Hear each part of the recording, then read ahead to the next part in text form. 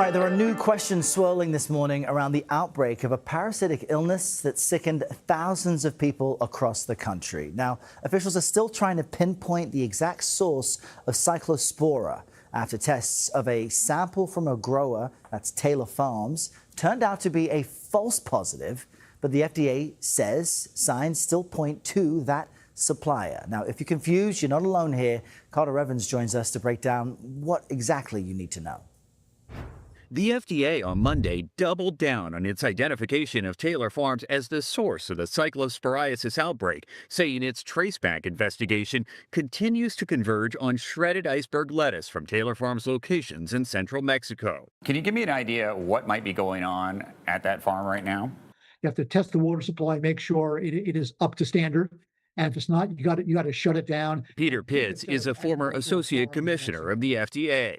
And do those farms in Mexico have the same standards of cleanliness that we do here in the U.S.? It depends where they're selling their products to. If they're selling their products to the U.S., they absolutely have to abide by FDA standards. Do they always do that is the question. Food safety experts say the contamination could have happened weeks ago on a prior crop. It may be the case we will never find out definitively where the source was from. Timothy Litton wrote a book on food safety and says he believes the investigation is moving in the right direction. Would you buy lettuce tonight? Yes, but I go in knowing the fact that we live in a complex food system and there is no such thing as zero risk when you eat fresh produce. In an effort to reduce spending, the federal government has made cuts to public health programs like FoodNet, a pathogen surveillance system. But health officials say it has not impacted this investigation. These cuts have basically hindered what we need to be doing more of, to move the ball on what we need to do to sanitize the produce, and also to build out new techniques for tracing and investigation and outbreak surveillance. This is a problem that is bigger than any one administration.